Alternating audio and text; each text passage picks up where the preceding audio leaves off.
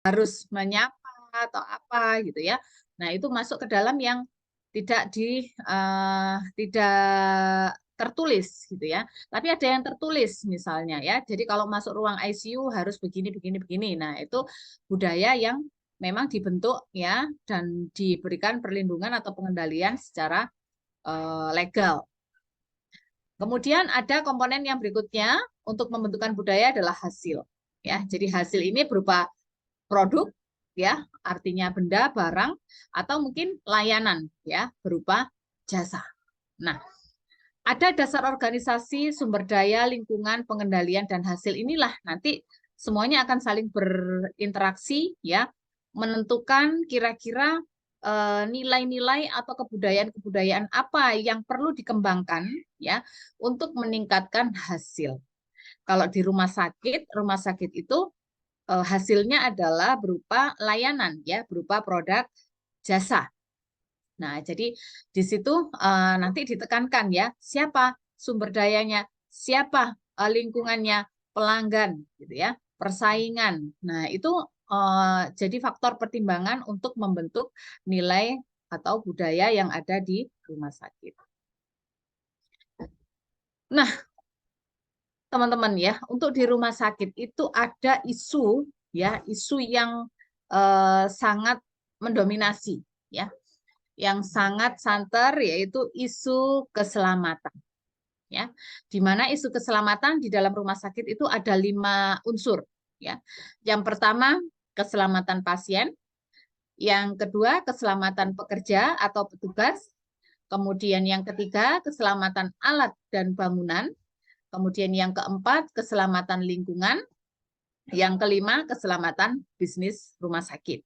Ya, jadi di dalam rumah sakit itu mereka memperhatikan ya bagaimana mulai dari keselamatan pasien, pekerjanya, kemudian lingkungannya ya alat dan bangunan, kemudian lingkungan serta bisnisnya. Jadi mulai dari proses ya sampai dengan mulai dari bangunan fisik ya hingga hasil akhirnya itu semua diperhatikan ya isu keselamatan semuanya harus dimitigasi ya bagaimana tetap keselamatan pasiennya tinggi, keselamatan pekerjaannya juga tinggi, alat dan bangunan ya, keselamatan lingkungan dan keselamatan bisnis utamanya ya. Jadi karena roda kehidupan sebuah perusahaan ya bisa dibilang juga rumah sakit itu kan juga hampir sama dengan sebuah perusahaan ya. Bagaimana dinamikanya tetap bisa berjalan ya, roda bisa tetap berputar terus menghasilkan dan bisa operasional ya dalam menggaji atau memberikan kesejahteraan kepada pekerja dan outputnya adalah jasa yang diberikan ke pasien itu tetap tinggi hasilnya. Ya, jadi inilah faktor-faktor yang isu keselamatan yang ada di rumah sakit. Nah, dari sini akan muncul budaya-budaya. Ya, jadi ada 5 unsur ini akan menghasilkan budaya di rumah sakit itu. Nah, yang kita bahas hari ini salah satu contoh ya isu keselamatan yang menjadi budaya di rumah sakit. Ya. Nah, ini teman-teman contoh budaya di rumah sakit ya. Contohnya ini saya ambil hanya 2 aja ya, yang berkaitan dengan karena kita sebagai perawat ya, yang berkaitan dengan pelayanan yang kita berikan. Satu, budaya rumah sakit, yang kedua pelayanan prima. Ya, semua 2 hal ini kan pasti menyangkut dengan aktivitas seorang perawat ya. Yang pertama, keselamatan pasien atau patient safety ya. Di sini main course-nya ya, tujuan akhirnya adalah keselamatan pasien yang menjadi keutamaan di sini. Kemudian yang kedua adalah pelayanan prima atau disebut dengan service excellent. Nah, parameternya dilihat dari apa? Dari kepuasan masyarakat. Nah, kita bahas yang pertama terlebih dahulu ya, budaya mutu dan keselamatan pasien. Nah, jadi di Komite Akreditasi Rumah Sakit ya itu menekankan bahwa peningkatan mutu dan keselamatan pasien rumah sakit itu perlu ya sangat perlu ditingkatkan sehingga untuk menjalankan atau meningkatkan mutu itu dengan mempunyai program peningkatan mutunya berupa peningkatan mutu dan keselamatan pasien ya disebut PMKM. Jadi ini program yang dikembangkan di rumah sakit atau yang dijalankan di rumah sakit ya untuk meningkatkan angka keselamatan pasien ya. Dari PMKM ini nanti akan terimplementasi ya, akan terlaksana budaya mutu dan keselamatan pasien atau disebut dengan quality and safety culture yang ada di rumah sakit. Nah, budaya patient safety di rumah sakit. Nah, sejarahnya kenapa ada patient safety? Patient safety itu kan juga baru istilah baru juga tidak ya, cuman memang sangat santer dibicarakan ya mungkin 2 atau 3 dekade ya. Nah, itu atau mungkin bahkan sekitar 1 sampai 2 dekade ke belakang ya. Jadi baru ramai dibicarakan tentang patient safety di rumah sakit ya.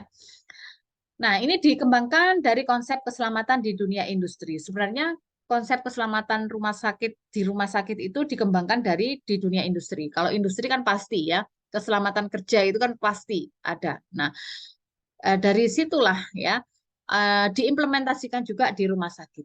Ya, jadi awalnya dari dunia industri pengembangan budaya patient safety di rumah sakit itu. Nah, konsep utama patient safety ini melindungi pasien ya, lebih banyak dibandingkan melindungi personel rumah sakit ya. Nah, tapi tentunya dua-duanya ini tetap jalan gitu ya. Baik pasiennya maupun personilnya tetap dilindungi gitu ya. Cuman memang hasil akhir utamanya, parameter utamanya adalah di keselamatan pasien.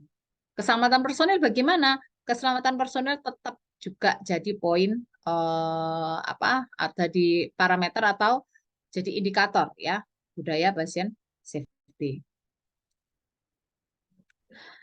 Nah, keselamatan pasien ya, apa sih keselamatan pasien itu? Ya, keselamatan pasien itu menurut Kemenkes RI merupakan satu sistem yang memastikan asuhan pada pasien jauh lebih aman. Ya. Jadi dipastikan bahwa asuhan pada pasien, terutama kalau kita perawat ya, kita memberikan asuhan keperawatan yang aman bagi pasien. Ya.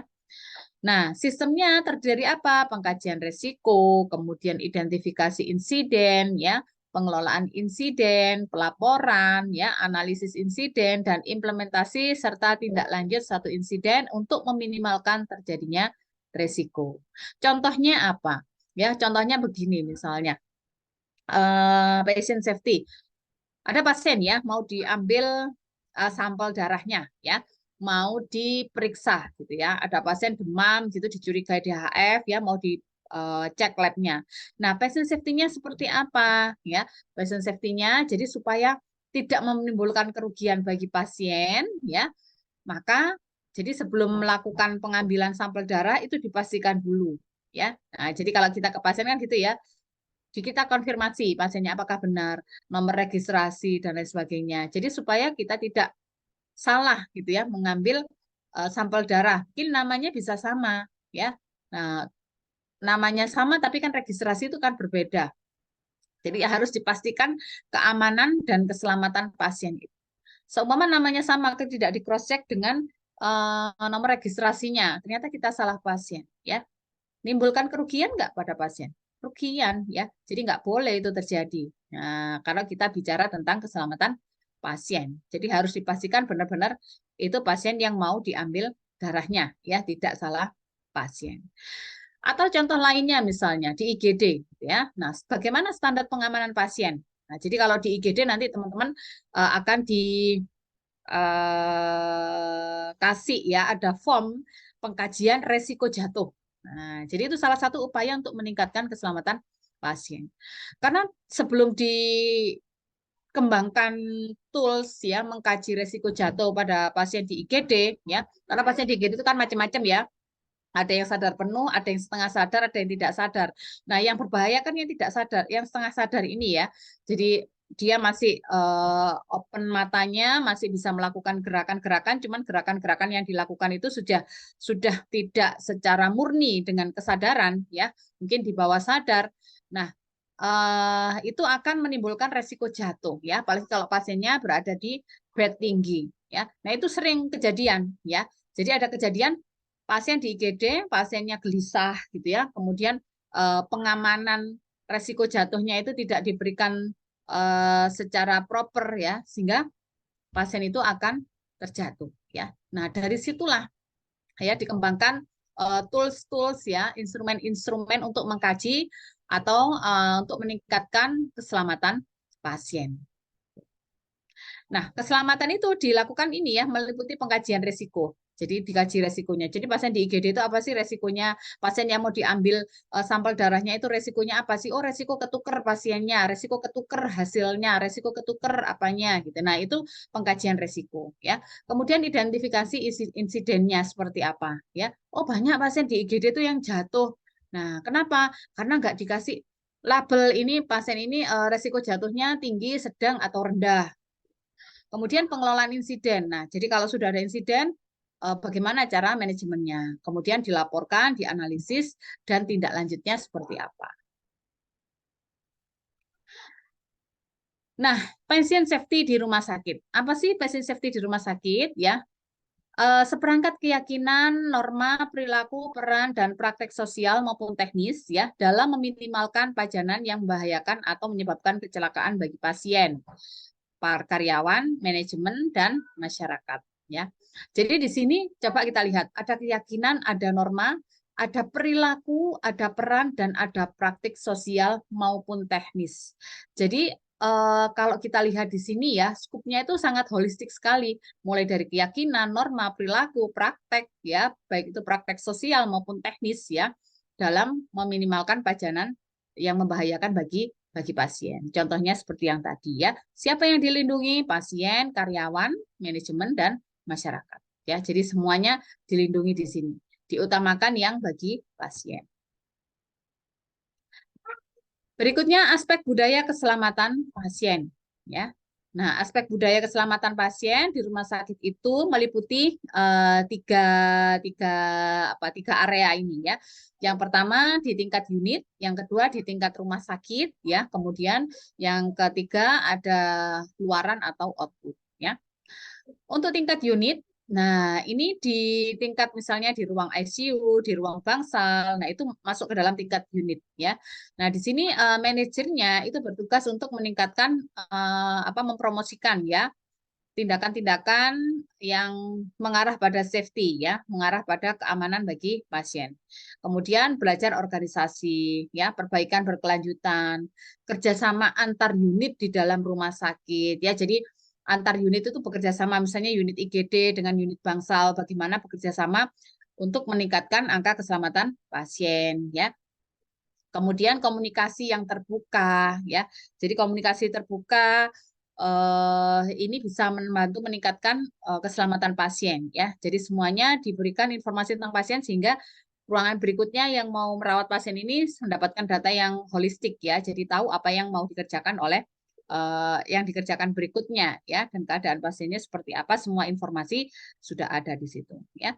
Kemudian umpan balik, komunikasi ya, kemudian respon tidak mempersalahkan terhadap kesalahan manajemen. Jadi penting sekali ya ketika terjadi kesalahan di sebuah organisasi, misalnya kalau di rumah sakit, di ruangan, di unit. Nah, itu bagaimana dalam sebagai pemimpin itu merespon ya terhadap kesalahan yang dilakukan oleh stafnya, kesalahan yang dilakukan oleh anak buahnya ya. Apakah di judgement ya bahwa dia salah begini begitu dan lain sebagainya. Nah, itu manajemen konflik ya. Kalau terjadi konflik seperti itu harus di manajemen dengan baik ya supaya keselamatan pasien ini tidak terinterferensi nantinya ya. Jadi tetap semuanya bisa menjalankan budaya keselamatan ini dengan baik. Kemudian di tingkat rumah sakit ya.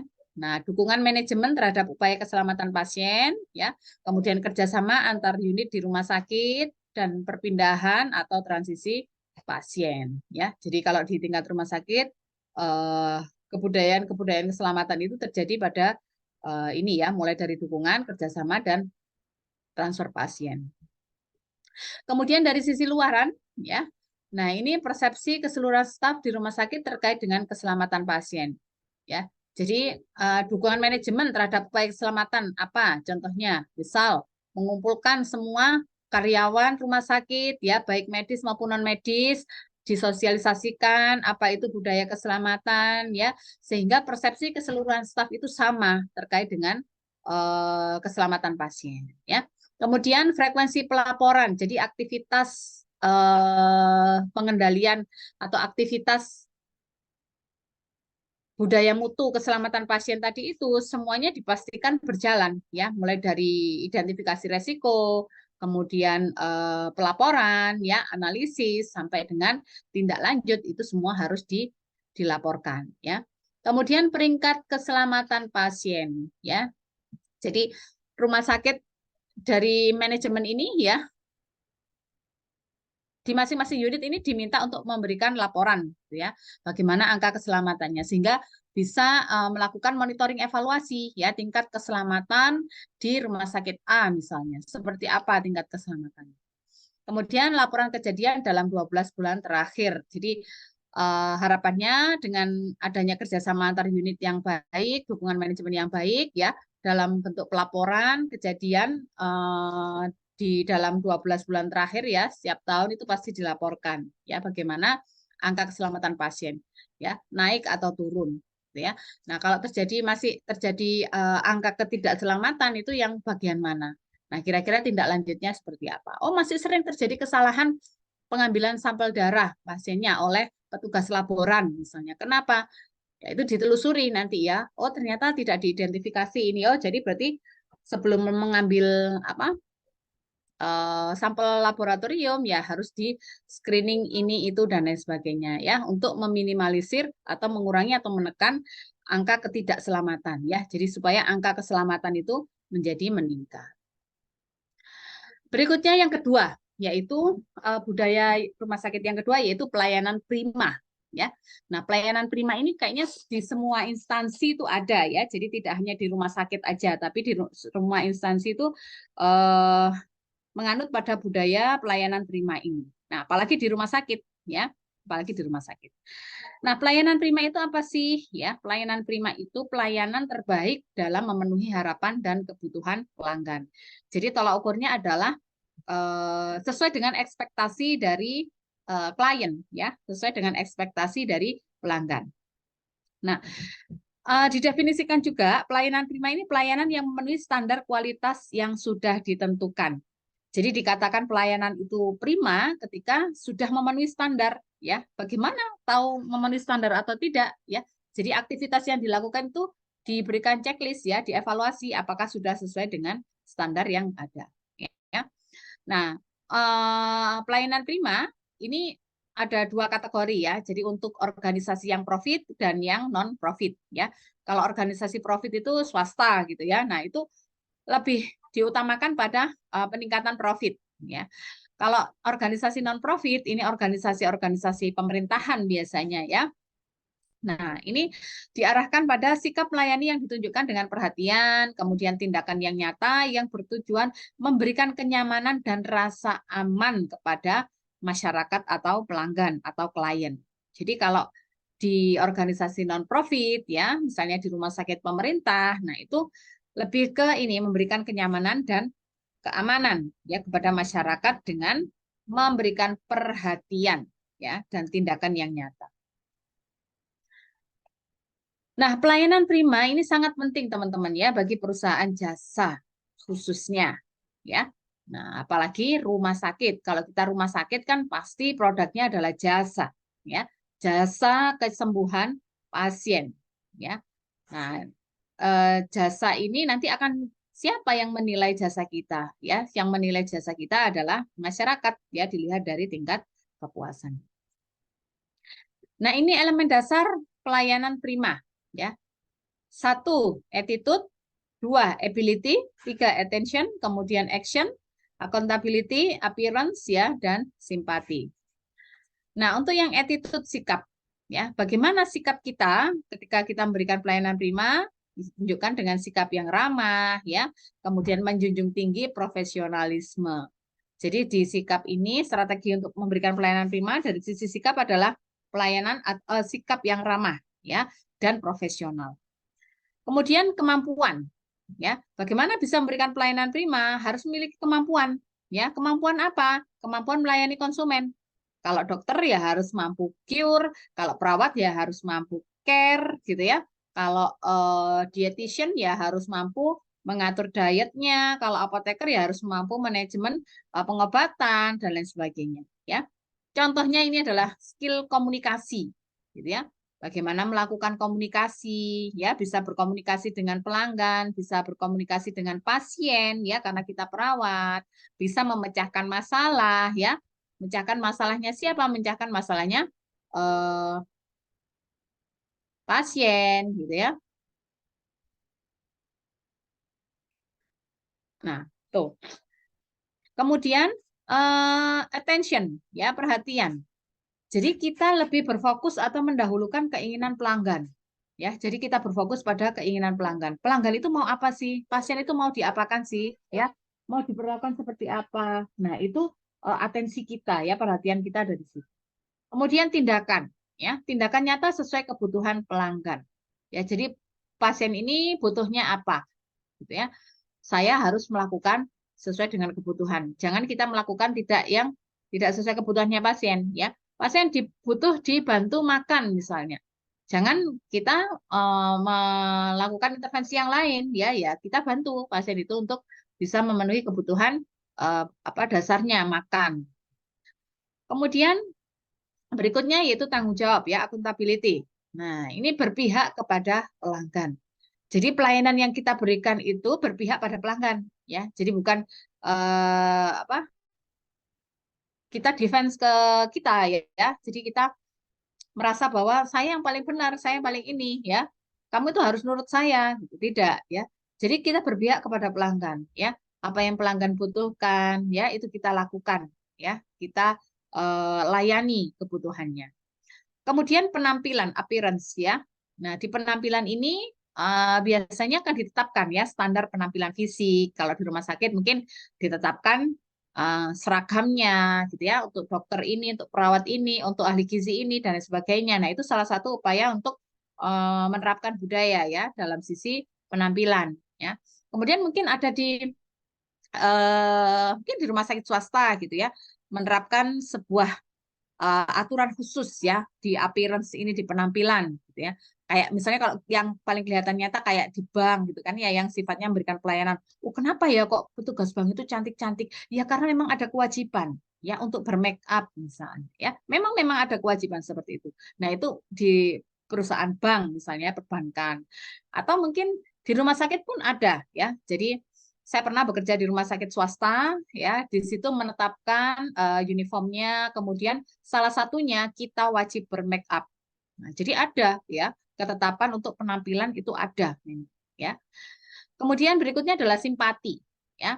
Nah, ini sikap merasakan apa yang dirasakan oleh orang lain, ya. Jadi kita lebih apa memahami, ya.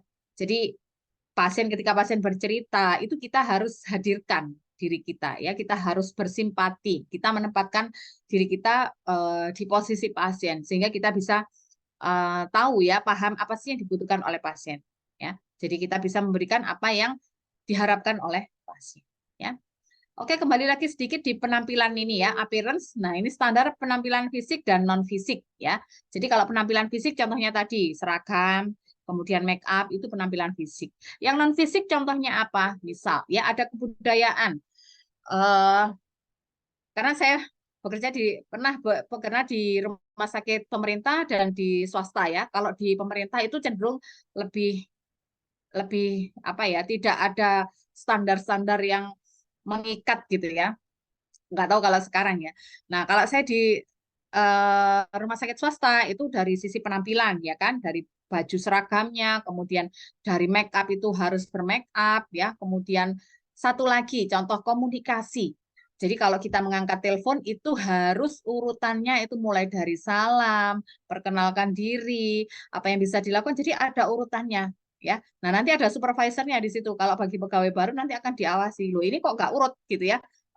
Apa mengangkat telepon kok nggak urut mulai dari salam apa gitu kok nggak urut nah nanti akan dievaluasi pegawai itu ya jadi untuk yang non fisik itu contohnya seperti itu cara berkomunikasi gitu ya kemudian bagaimana respon nonverbal ya ketika menghadapi pasien, mungkin harus senyum, ramah dan seterusnya. Itu masuk ke dalam penampilan yang nonverbal, non fisik. Nah, ini teman-teman ya, tips pelayanan prima kepada pelanggan ya. Nah, ini satu, memberikan sapaan yang ramah ya. Jadi sejak didengungkannya pelayanan prima itu kan ya, dulu itu mungkin di rumah sakit ya banyak petugasnya yang istilahnya judes gitu ya. Atau mungkin di perkantoran-perkantoran gitu kurang ramah. Nah, karena dulu belum menganut budaya pelayanan prima kepada pelanggan ya. Nah, setelah mungkin semua perusahaan termasuk di institusi atau apa organisasi pemerintah juga mengikuti pelayanan prima, nah semua sekarang sudah mulai berubah ya. Jadi yang apa pegawai-pegawai itu memberikan pelayanan lebih baik gitu ya, lebih prima, mulai dari sapaannya ramah, kemudian batasan waktu pelayanan. Jadi ini bersikap profesional ya. Jadi batasan waktu pelayanan itu harus ditetapkan gitu ya. Misalnya ngurus legalisir 1 minggu gitu ya. Ya sudah 1 minggu itu harus selesai. Ya itu ditetapkannya dari mana?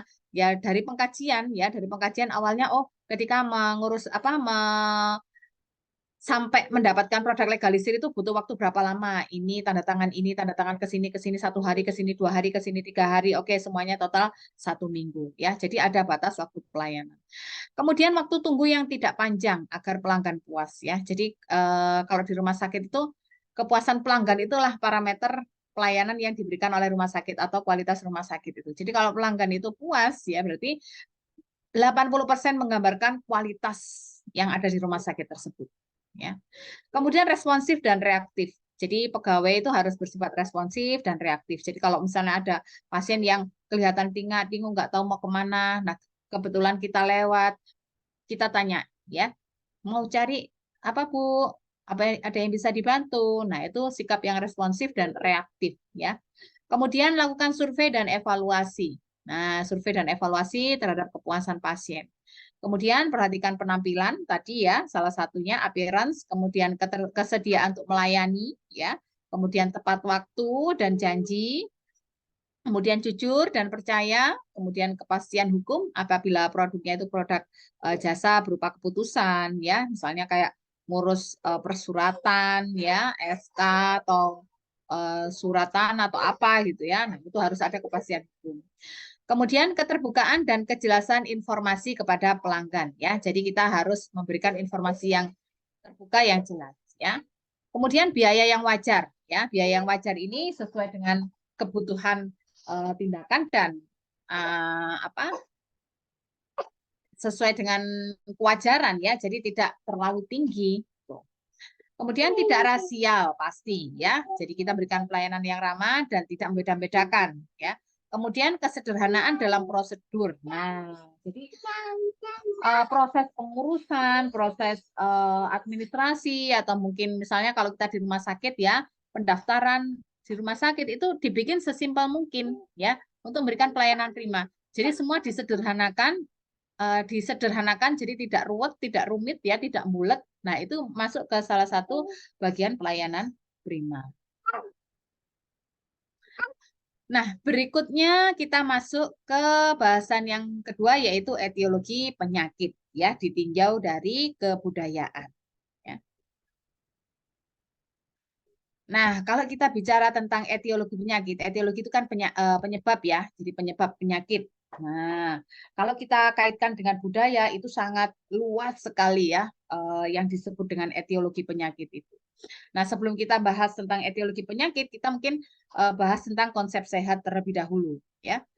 Nah, menurut WHO, konsep sehat ini ya atau sehat itu adalah keadaan fisik, mental dan sosial yang sejahtera dan bukan tidak sedang sakit itu aja ya. Bukan tidak ada penyakit berarti sehat tidak ya atau tidak ada kelemahan itu saja parameternya tidak ya. Jadi orang sehat itu bukan orang yang tidak berpenyakit saja ya.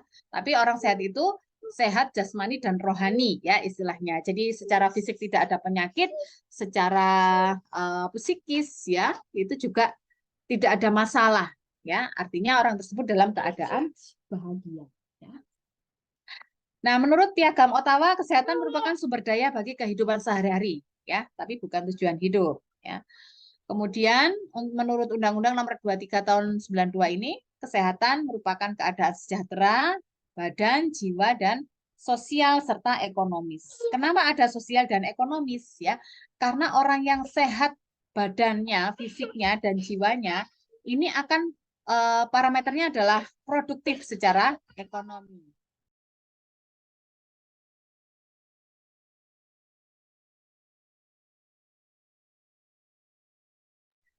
Nah, kalau orang itu sehat ya, badannya sehat, jiwanya sehat, bisa menghasilkan karya ya. Karya itu akan bernilai ekonomis ya, kemudian bisa produktif juga ya secara sosial ya.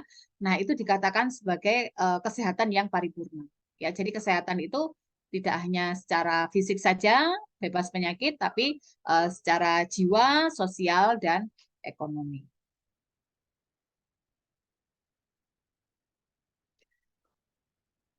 Nah, sehat ya. Nah, bagaimana dengan sakit? Ada konsep disease dan illness. Jadi disease dan illness itu hal yang berbeda ya. Disease itu apa? Disease itu atau penyakit itu gejala biofisiologi yang mempengaruhi tubuh. Jadi di sini ada perubahan pada sisi biologis maupun fisiologis ya. Secara konsep medis ya, disease ini keadaan tubuh yang tidak normal dan dapat diketahui dari tanda atau gejala tertentu yang muncul ya dalam tubuh itu. Itu namanya disease. Kalau illness apa? Kalau illness itu gejala sosial yang menyertai atau mengelilingi disease. Jadi orang yang sedang mengalami disease itu dia akan memunculkan gejala sosial yang disebut dengan illness atau sakit. Ya, illness ini diartikan sebagai perasaan pribadi seseorang yang merasa kesehatannya terganggu. Ya, jadi merasa tidak badannya tidak enak, merasa meriang, merasa pusing, ya. Dia akan menjudge bahwa dirinya sedang sakit. Itu namanya illness.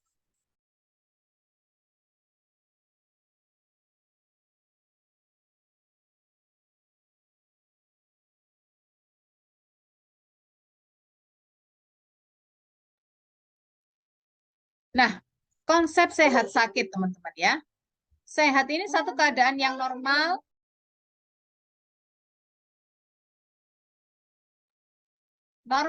wajar, ya, kemudian nyaman dan dapat melakukan aktivitas sehari-hari dengan semangat. Jadi kalau teman-teman berangkat ke kampus merasa badan saya sangat enak nih ya. Kemudian saya sangat nyaman, tidak merasakan keluhan apapun dan bersemangat ya berangkat ke kampus gitu ya mau belajar. Nah, itu berarti teman-teman dalam keadaan yang sehat ya. Nah, kalau sakit, apa sakit itu? Nah, sakit itu keadaan badan yang kurang menyenangkan ya. Jadi merasa badannya kurang enak, merasa meriang, merasa pusing, merasa lemah, letih, ya, lesu. Nah, itu masuk ke dalam keadaan sakit, ya, kurang menyenangkan atau sebagai siksaan sehingga menyebabkan seseorang tidak dapat menjalankan aktivitas sehari-hari seperti keadaan sehat, ya. Karena ada perasaan seperti itu, ya, yang dirasakan dalam tubuhnya karena ada ketidaknyamanan itu dan itu didefinisikan oleh individu sebagai keadaan sakit sehingga bisa mempengaruhi aktivitas sehari-harinya ya. Jadi mungkin, aduh saya nggak jadi kuliah deh, saya merasa nggak enak badan gitu ya. Saya merasa lemas, saya merasa tubuh sakit semua misalnya ya. Nah itu konsep sehat sakit itu seperti ini ya. Jadi kalau sehat itu keadaan yang normal, wajar dan bisa beraktivitas semangat ya. Kemudian kalau sakit itu perasaan yang kurang nyaman, menyenangkan sehingga tidak bisa melakukan aktivitas. Nah, itulah eratnya kenapa psikososial ya, budaya itu erat kaitannya dengan penilaian seseorang terhadap kesehatan dan sakit. Ya, di sini pengaruhnya lebih banyak di sakit. Kalau kalau penyakit itu kan sudah objektif ya. Nah, kalau sakit itu subjektif. Nah, jadi pengaruh dari psikososial budaya itu pengaruhnya ke subjektif itu tadi ya, ke sakit itu tadi atau illness. Nah, kalau sudah merasa sakit ya, pasti akan mencari penyebabnya apa, ya, atau disebut dengan etiologi, ya. Nah, mencari penyebab penyakit, ya, dari penyebab penyakit ini akan timbul respon perilaku seseorang, ya, terhadap penyebab penyakit tersebut. Jadi penyebabnya apa? Respon perilakunya apa? Contoh, misal perasa badannya nggak enak, flu gitu ya. Penyebabnya apa? Oh, virus. Respon perilakunya apa? Oh, saya makan banyak misalnya, nggak usah minum obat, makan dan istirahat. Nah, respon perilaku inilah yang sangat diverse ya, yang sangat luas. Dan ini respon perilaku ini sangat dipengaruhi oleh etnis, ras, suku, budaya, agama, ya, keyakinan. Nah, ini pengaruhnya besar sekali terhadap respon perilaku terhadap penyebab penyakit. Ya.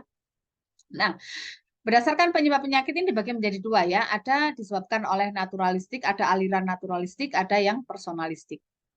Nah, yang naturalistik ini berkeyakinan bahwa penyebab penyakit ini pengaruhnya dari lingkungan, makanan, kebiasaan hidup, ya, ketidakseimbangan dalam tubuh, kemudian kepercayaan panas dingin dan masuk angin, kemudian penyakit bawaan. Nah, ini masuk ke dalam aliran naturalistik terhadap pandangan terhadap penyebab penyakit.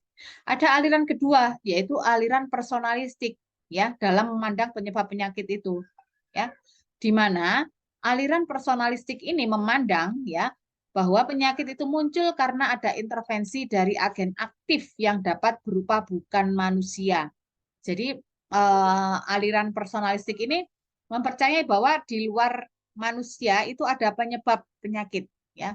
Contohnya adalah hantu, roh leluhur, roh jahat, ya, atau mungkin berupa manusia. Contohnya adalah tukang sihir, tukang tenung, ya, dukun. Nah, itu masuk ke dalam golongan aliran personalistik dalam memandang satu penyakit. Contohnya misalnya ada pasien mengalami penurunan kesadaran terbaring lama di atas tempat tidur. Ya. Nah, menurut orang naturalistik, ya ini mungkin ada masalah, ada kaitannya dengan pengaruh lingkungan, makanan, kebiasaan hidup, ya. Contohnya apa? Misalnya kebiasaan hidup ternyata ditelusuri pasiennya punya hipertensi, gitu ya. Hipertensi menyebabkan pasiennya stroke. Nah, ternyata keadaan lumpuh lemahnya si pasien ini karena stroke itu tadi. Nah, sedangkan aliran personalistik itu akan memiliki pandangan yang berbeda, ya. Orang yang terbaring lama karena stroke tadi itu dipandang sedang diganggu roh jahat, ya, atau sedang kena santet, ya, kena tenung sehingga tidak bisa melakukan aktivitas sehari-hari. Nah, itulah budaya yang berkembang di masyarakat kita. Nah, bagaimana kita, PR kita adalah bagaimana menyadarkan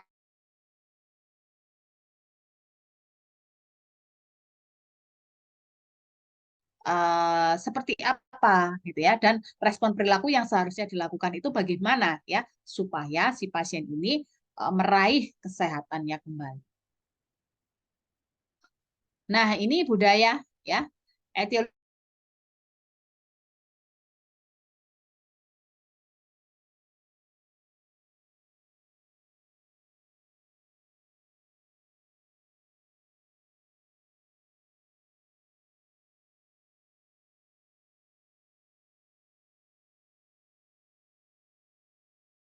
Ya.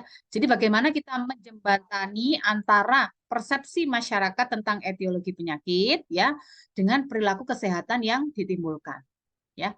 Orang misalnya batuk nggak sembuh-sembuh ya. Nah, berkeyakinan bahwa itu diganggu oleh roh jahat ya. Nah, sehingga perlu berobat ke dukun misalnya. Di dukun dikasih jampi-jampi apa gitu ya. Nah, bagaimana kita menyadarkan ya, mengawarekan masyarakat kita bahwa ini adalah sebuah penyakit ya. Batuk itu ternyata setelah diperiksa, oh ternyata ada kumannya, ya, dan itu bisa mati kumannya kalau kita mengkonsumsi obat ini misalnya ya. Nah, di sini ya kita akan menerapkan yang namanya transcultural nursing ya, perawatan transkultural, perawatan yang memperhatikan aspek budaya. Kalau budaya itu sejalan ya dengan pengobatan, maka budaya itu kita akomodasi. Tapi kalau budaya itu tidak sejalan dengan pengobatan, ya pengobatan modern, maka eh, kita harus menyadarkan ya supaya masyarakat itu tidak mengikuti itu terus gitu ya supaya pasien ini bisa jadi selamat. Nah, peran kita nanti keluarnya di sini ya. Kita melakukan perawatan transculture. Jadi kita memperhatikan budaya yang ada di masyarakat untuk meningkatkan derajat kesehatan masyarakat. Nah, ini contoh-contoh etiologi penyakit ya menurut kebudayaan masyarakat ya. Contohnya ini ada etnis Azande ya. Ini terobsesi dengan sihir ya etnis ini. Menurut kepercayaan suku Azande ini, jika ada penyakit berbahaya yang akan merenggut jiwa seseorang, pasti dalam tubuhnya ada tenung ya penyebab bencana yang harus segera ditemukan dan diadili. Nah, ini kan banyak ya berkembang suku-suku di Indonesia, apalagi di Indonesia ini kan banyak sekali ya suku, berapa suku ya. Nah, itu masing-masing suku itu akan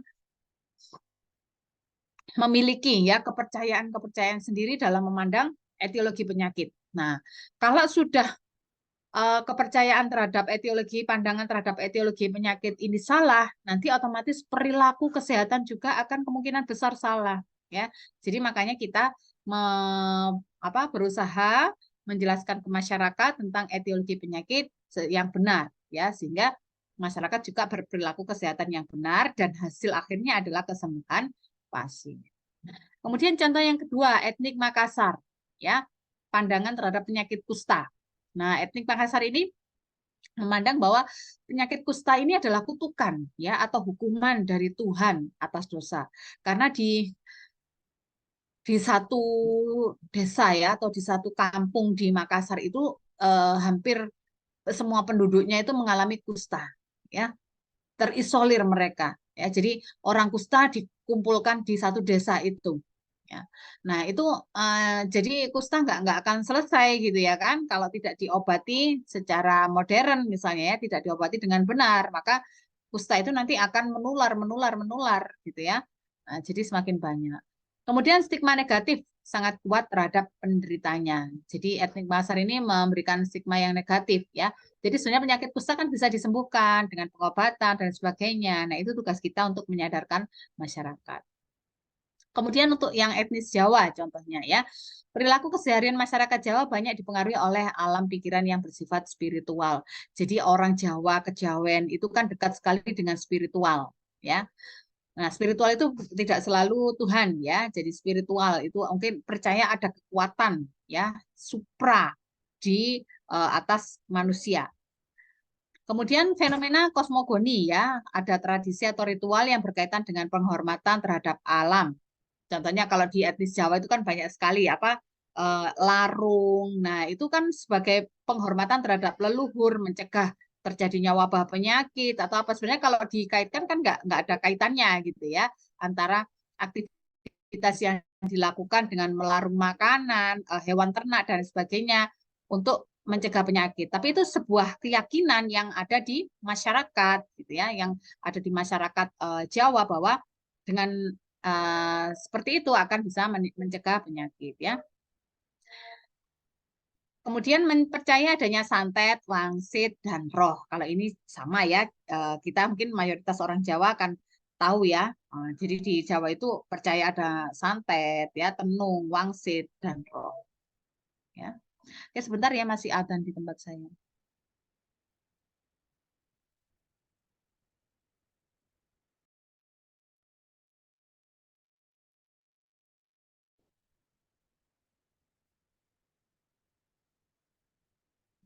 Saya mana? Masih ada.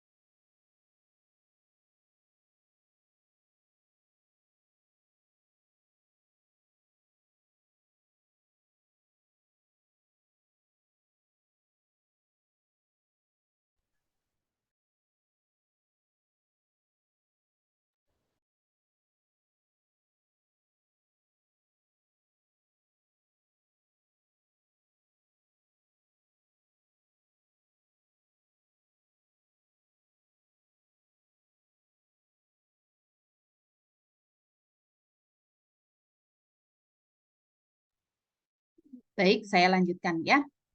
Nah, berikutnya adalah konsep etnomedicine ya. Jadi etnomedicine ini terlahir merupakan bagian dari perilaku kesehatan ya. Jadi konsep awalnya adalah bagaimana memandang etiologi penyakit sehingga menimbulkan perilaku kesehatan. Nah, salah satu bentuk perilaku kesehatan adalah etnomedicine ya. Nah, etnomedicine ini apa? Etnomedicine ini secara etimologi berasal dari dua kata ya, etno artinya etnis dan medicine artinya obat, ya jelas. Nah, etnomedicine ini berhubungan dua hal, yaitu etnis, suku, dan obat. Nah, kalau diartikan secara ilmiah, etnomedicine ini merupakan persepsi dan konsepsi masyarakat.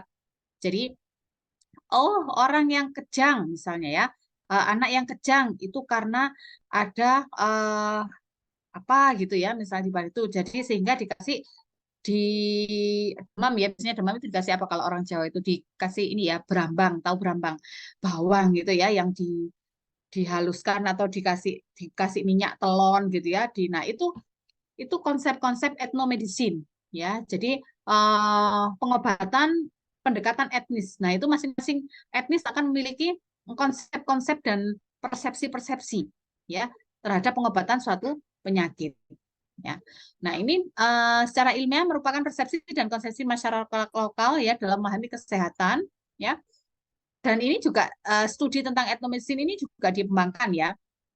Jadi dari etnomedicine yang ada di etnis-etnis berkembang, misalnya ada luka, terus kemudian ditutup dengan ramuan apa, dengan menggunakan daun apa. Nah, itu sekarang sudah mulai banyak diteliti ya etnomedicine ini. Jadi apakah benar sih yang jadi untuk memvalidasi secara empiris apakah yang dilakukan di etnis-etnis itu memang benar-benar ada pengaruhnya. Dan memang mungkin terbukti ya beberapa hal ada yang terbukti secara ilmiah memang ada pengaruhnya ya. Maksudnya pengobatan yang dilakukan oleh etnis itu memang istilahnya ya ada bukti empirisnya gitu ya. Secara empiris sudah terbukti, secara ilmiah sudah terbukti dan bisa dilanjutkan. Dan mungkin ada beberapa pengobatan yang ternyata tidak terbukti secara ilmiah. Nah, itu mungkin yang perlu kita kalau yang terbukti mungkin bisa diakomodir ya, bisa diakomodasi menjadi sebuah pengobatan ya, pengobatan komplementer ya. Kalau yang tidak ya itu yang perlu diluruskan ya persepsi masyarakat tentang pengobatan yang salah itu tadi. Nah, etnomedicine ini berhubungan dengan kesehatan dan pemeliharaan kesehatan, ya. Jadi etnomedicine ini meliputi praktek medis tradisional yang tidak berasal dari medis modern. Kalau medis modern kan berdasarkan bukti-bukti empiris ya, berdasarkan penelitian. Jadi misalnya ada luka tidak sembuh-sembuh, terus kemudian dikasih daun pegagan. Nah, kenapa sih luka dikasih daun pegagan kok jadi cepat sembuhnya? Oh, ternyata di pegagan ini mengandung interleukin gitu ya yang bisa mempercepat terjadinya penyembuhan, mempercepat penurunan inflamasi dan lain sebagainya. Nah, itu diteliti ya. Kalau diteliti secara medis modern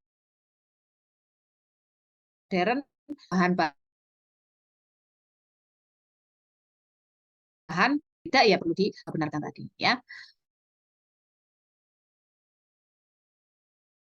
Nah, ini ya jadi berasal dari keyakinan atau kepercayaan etnis atau kelompok masyarakat tertentu ya yang dijadikan praktek untuk pengobatan tradisional ya. Nah, ini perkembangan etnomedicine ini dari setiap suku ya. Nah, bagaimana dimulai dari memahami penyakit dan makna kesehatan sehingga timbul adat istiadat pengobatan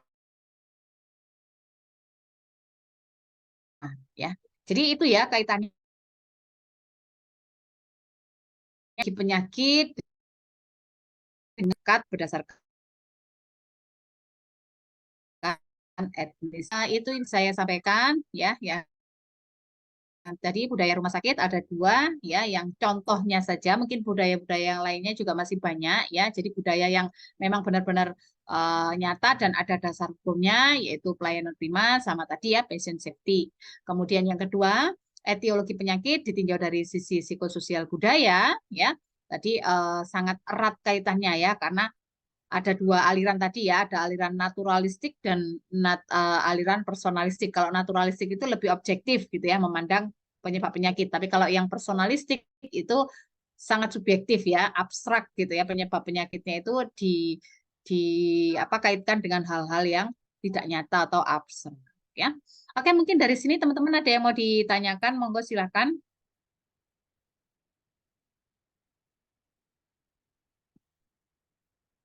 Tidak ada. Kalau tidak ada, untuk TM7-nya ya, saya kan sudah share ini ya jurnal. Nah, di jurnal itu kan ada kasus gitu ya yang disampaikan. Nah, silakan dianalisis ya. Silakan dianalisis, ditinjau dari hmm, di jurnal itu bagaimana masyarakat itu mempersepsikan ya tentang sehat sakit ya, pengaruh budaya apa yang ada di jurnal tersebut ya, keyakinan apa yang mempengaruhi apa namanya perilaku kesehatan yang dilakukan oleh masyarakat yang di case tadikan di situ. Nah, itu silakan dikupas ya. Silakan dikupas. Nah, kalau perlu mungkin kalau pas pembahasan butuh misalnya eh, masalah salah satu masalah kesehatan yang tadi ya, contohnya, oh masyarakat di jurnal A ini mempercayai bahwa adanya roh jahat gitu ya. Oh berarti nah, itu nanti kasih data dukung ya. Oh ini berarti masuk ke dalam kelompok masyarakat yang memiliki pandangan terhadap etiologi penyakit itu masuk aliran yang personalistik. Nah gitu. Nanti dari sudah dapat kuliah ini ya, nanti silakan itu dijadikan sebagai dasar untuk membahas jurnal yang sudah ada di VLN kemarin ya. Oke, ada pertanyaan sampai di sini kira-kira? Ya, silakan Mas Fathul Muin. Baiklah, terima kasih atas kesempatannya dan mohon maaf karena tidak bisa on cam dikarenakan jaringan buruk. Saya ingin bertanya tentang yang tadi tersinggung etnik Jawa, Nurse, tentang mempercayai santet, wangsit, dan roh. Terus kalau dari Nurse sendiri, apakah Nurse itu mempercayai adanya kesurupan, Nurse?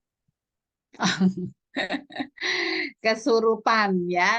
Jadi kalau dari sisi medis kan kesurupan itu nggak ada, ya, tidak ada. Jadi tidak ada karena itu tidak bisa dibuktikan ya secara ilmiah. Jadi kalau kita sebagai petugas medis ya mau ditanya apakah kesurupan itu ada, ya nggak ada, ya kesurupan itu tidak ada. Kenapa orang bisa berperilaku seperti itu ya, misalnya terus kejang-kejang dan lain sebagainya? Kita mungkin itu dari sisi psikososialnya ya. Mungkin dia orang-orang yang sedang mengalami masalah di kesehatan jiwanya, kesehatan kalau kesehatan jiwa mungkin sudah mengarah ke patologis gitu ya. Mungkin sedang galau ya atau apa, kemudian ada apa namanya eh stresor ya atau mungkin apa yang akhirnya bisa menimbulkan renjatan ya, dan akhirnya si A misalnya ya, si A ini berperilaku yang tidak sesuai dengan kehidupan sehari-hari ya, tidak normal perilakunya, jadi teriak-teriak, jadi marah-marah. Nah sebenarnya itu kalau kita dari sisi orang kesehatan ditanya seperti itu nggak ada ya. Jadi yang ada itu adalah sebagai respon coping gitu ya. Jadi mungkin terhadap stresor. Jadi kalau kita lihat seperti orang kena hipnotis gitu ya, orang hipnotis kan orang-orang yang artinya kan dipengaruhi ya. Kalau hipno memang kita terima ya di dunia medis kan ada hipnoterapi memang ya. Itu pendekatannya sudah logis, sudah objektif ya kan dengan me, apa membimbing gitu ya di hipnotis itu. Nah, orang melakukan hipnotis kayak gitu itu kan biasanya orang-orang yang apa ya yang mudah untuk dihipnotis itu ketika uh, secara jiwanya itu sedang galau gitu ya, sedang galau. Jadi mudah mudah sekali dipengaruhi oleh instruksi dari luar. Tapi sebenarnya kan instruksi aja, hipnotis itu kan sebenarnya instruksi ya, menggait gitu ya. Jadi kalau ada di jiwa kan ada hipnoterapi gitu ya. Jadi apa hipnosis 5 jari itu kan dengan bayangkan, bayangkan, bayangkan. Nah, itu sebenarnya kan terstruktur. Itu hal yang nyata ya yang bisa dilakukan. Tidak bukan berarti terus ada roh jahat di luar itu yang memasuki, merasuki itu tidak ada gitu ya. Baik, Nurse, terima kasih. Iya, sama-sama. Ada lagi?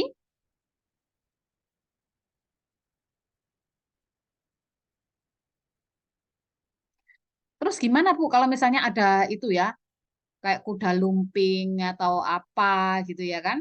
Oh, ya ada Mbak Iren, silakan Mbak Iren. Oh, baik, Nurse. Terima kasih atas waktunya. Izin bertanya. Tadi yang pertama terkait dengan sumber daya di rumah sakit.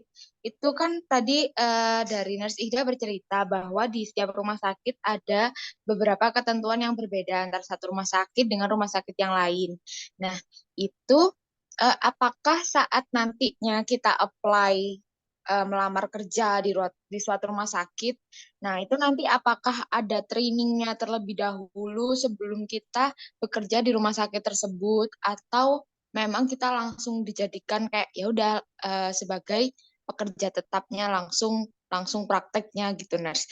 Terus yang kedua, saya kan dari Jawa ya, Nurse-nya. Nah, itu di keluarga saya itu sangat percaya dengan sesuatu yang memang berhubungan dengan hal-hal yang goib gitu, Nurse. Nah, saya sendiri sebagai perawat setelah mempelajari berbagai teori di ilmu keperawatan ini, itu menjadi bingung. Karena di satu sisi itu ada tradisi saya yang memang berkaitan dengan hal-hal yang seperti itu, namun di satu sisi lain saya harus memikirkan bahwa setiap hal yang dilakukan atau setiap eh, praktek yang dilakukan untuk kesehatan itu menurut saya memang harus dibuktikan secara ilmiah. Nah, menurut dari pandangan Nurse Ifda, bagaimana saya harus menyikapi hal tersebut begitu, Nurse? Terima kasih. Oke, ya sama-sama Mbak Iren ya. Oke, yang pertama, apakah langsung diterjunkan ya? Jadi kalau misalnya kita mau kerja di rumah sakit kan nanti diwawancara dan sebagainya dan dinyatakan diterima itu pasti akan ada proses training gitu ya. Kalau saya dulu itu 1 minggu, jadi 1 minggu itu sampai ya eh, mungkin saya orang yang tidak pernah bermake up gitu ya, sampai diajari bagaimana bermake up ya. Terus kemudian saya karena tidak terbiasa bermake up, saya berada di front line ya di IGD, waktu itu di IGD eh, sampai saya diancam sama supervisornya gitu ya, pernah diancam karena saya ketahuan nggak pakai make up gitu ya. Jadi diancam, saya diancam mau dipindah gitu ya. Saya mau dipindah ke ruang bangsal karena karena tidak bermake up ya. Nah, akhirnya saya juga nggak terlalu suka bermake up sehingga saya kalau pas ini ini cuma nakalnya saya ya. Jadi kalau pas itu kayak lipstick, bedak itu selalu saya kantongin. Jadi kalau saya mau apa transfer pasien ke ruangan atau mungkin kalau pas lagi supervisor karena di rumah sakit swasta ya. Jadi beda banget, kerasa banget ya kalau di rumah sakit swasta dan rumah sakit pemerintah. Kalau pemerintah itu cenderung apa lebih longgar gitu ya. Kalau di swasta itu kan kita memang benar-benar semuanya dikendalikan dengan baik ya manajemennya. Nah, itu saya pernah sampai jadi kalau mau ini saya baru pakai make up sampai saya diancam itu tadi ya. Tapi karena saya merasa saya apa passion saya di IGD ya, jadi ya sudahlah saya ikuti aturan yang ada di situ. Jadi saya ya itu tadi ya kalau nggak ini ya saya nggak pakai gitu kan kalau mau transfer atau mungkin kalau ada supervisornya jalan gitu langsung saya pakai make up gitu itu nakal jangan ditiru ya. Nah jadi sebenarnya nggak boleh seperti itu juga karena kita sudah komitmen masuk di rumah sakit ya kita harus ada budaya itu kita kita anut semuanya ya. Tuh. Kemudian yang kedua ya bagaimana menyikapi karena sekarang Mbak Irin juga sudah bisa dikatakan sebagai keluarga tenaga kesehatan gitu ya. Jadi seorang tenaga kesehatan bagaimana menyikapi pandangan keluarga yang masih ada seperti itu. Nah, itu tadi fungsi kita transculture. Jadi kita tidak boleh kita mau menolak pandangan-pandangan itu. Iya, cuman tidak cara penolakan kita itu harus kita perhatikan ya, bagaimana culture yang ada di keluarga ya. Jadi mungkin tidak tidak langsung kita tolak itu nggak ada seperti itu. Nah, mungkin oh ya, dari awal ya, karena kalau kita langsung tolak mentah-mentah dan keyakinan itu sudah kuat sekali, ya kita nanti yang akan diprotes gitu kan. Kalau di rumah sakit ada pasien itu ya sudah kuat keyakinannya. Nah, selagi intervensi-intervensi yang dilakukan berdasarkan keyakinan tersebut tidak memberikan bahaya kepada pasien, itu sementara difasilitasi tidak apa-apa gitu ya. Jadi sambil sambil pelan-pelan gitu mungkin ya dikasih gambaran gitu ya, dikasih sharing informasi ini itu dan lain sebagainya. Ternyata saya sudah setelah kuliah itu ternyata begini loh Pak, Bu, Pak D, Bude gitu ya. Yang keadaan ini tuh sebenarnya ada ini gitu ya. Misalnya ada yang lumpuh gitu ya separuh, itu dipandang sebagai kena santet gitu misalnya. Nah, lumpuh separuh itu ternyata kalau di foto di otaknya itu ada yang rusak. Rusaknya kenapa? Kan misalnya Pak D-nya yang lumpuh gitu ya. Pak D punya darah tinggi kan. Nah, darah tinggi itu Pak D bisa mecah ini. Nah, itu mungkin bisa kita injeksi pelan-pelan ya kepada keluarga. Mungkin kalau selagi nggak ada yang kontradiksi ya, kontradiktif sama keadaan pasien ya. Kalau yang benar-benar kontras misalnya keluarganya nggak sadar gitu ya, tiba-tiba nggak sadar karena serangan stroke ya atau CVA nggak sadar, kemudian dikasih air minum ya, dikasih air minum. Nah, itu sebenarnya kan malah menyumbat jalan nafasnya. Nah, itu baru mungkin boleh kita tentang secara langsung gitu ya. Misalnya, jangan dikasih minum karena ini tidak sadar. Kalau nggak sadar itu nggak bisa menelan. Kalau nggak bisa menelan, nanti dikasih air minum, masuknya malah ke jalan nafas, nanti tambah sesek. Jadi berat kondisinya bisa meninggal. Nah, mungkin bisa dikonfrontir seperti itu. Jadi mungkin pendekatan budaya kita lakukan ya dengan perlahan-lahan. Jadi tidak bisa langsung menolak mentah-mentah ya apa yang mereka percayai, tapi kita masuknya melalui kepercayaan mereka. Gitu ya, kepercayaan mereka itu seperti apa, kita masuk di situ. Gitu. Jadi insya Allah saya yakin bisa ya, dan mungkin akan percaya ya, karena memang tunjukkan bukti-bukti objektif ya dari mungkin kan sudah kuliah ya, kemudian literasi dan lain sebagainya itu disampaikan ke keluarganya. Gitu Mbak Irin. Terima kasih Nurse Ika atas Iya, jawaban. sama-sama. Ada lagi? Ya, Mbak Nurizki. Mas Fatul Muin lagi ya. Mbak Nurizki dulu ya. Mohon maaf, Nur, saya Nurliza. Ini